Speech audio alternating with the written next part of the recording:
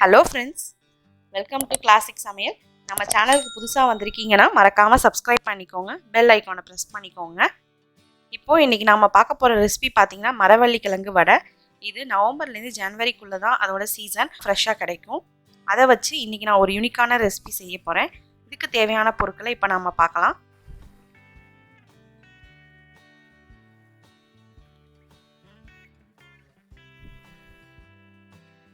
தேவையான பொருட்களை பார்த்தாச்சு. இப்போது மரவள்ளிக்கிழங்கோட தோலை நல்லா சீவிட்டு நல்லா வாஷ் பண்ணிக்கோங்க. மண் இருக்கும். ஸோ அதை சின்ன சின்ன துண்டுகளாக வெட்டி இந்த மாதிரி ஒரு கிரேட்டரில் நல்லா சீவி எடுத்துக்க போகிறேன்.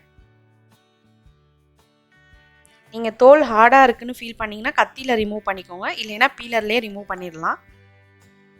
ஸோ இதை நான் நல்லா துருவி எடுத்துக்கிறேன்.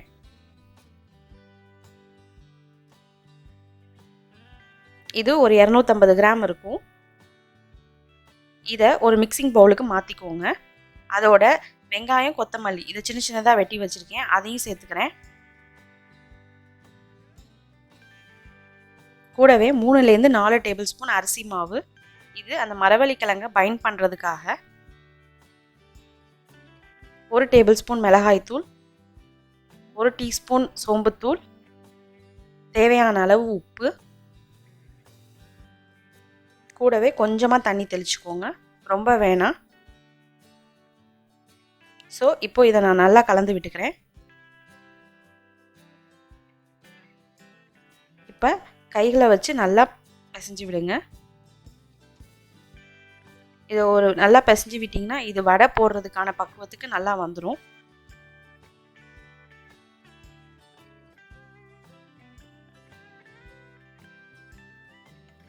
ஸோ இதை இப்போ நான் சின்ன சின்ன உருண்டைகளாக ஊட்டி வைக்க போகிறேன்.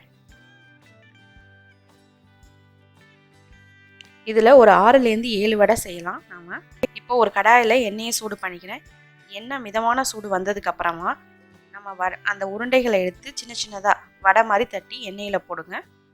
நம்ம மசாலா வடைக்கு செய்கிற மாதிரியே தான். அடுப்பு மிதமான தீயிலே இருக்கட்டும். வேகமாக இருந்தால் வெளியில் கருகிரும், உள்ளே வெந்திருக்காது. ஒரு 2 நிமிஷத்துக்கு அப்புறமா இதெல்லாம் நான் திருப்பி விடுறேன்.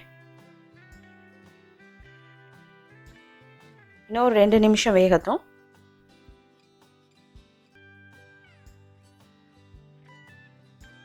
இது ரொம்ப ஈஸியான ரெசிபி. செய்கிறதுக்கு ஒரு 10லேருந்து 15 நிமிஷம் தான் ஆகும். இப்போ இதை நான் ஒரு பிளேட்டுக்கு மாற்ற போகிறேன். பாருங்கள் எவ்வளோ கிறிஸ்பியாக கோல்டன் ப்ரௌன் கலரில் வந்திருக்கு. இது சூடாக தேங்காய் சட்னியோட சாப்பிட்டிங்கன்னா ரொம்ப நல்லாயிருக்கும். இது எப்படி இருக்குன்னு செஞ்சு பார்த்துட்டு கமெண்ட் பண்ணுங்கள். மறக்காமல் நம்ம சேனலை சப்ஸ்கிரைப் பண்ணுங்கள்.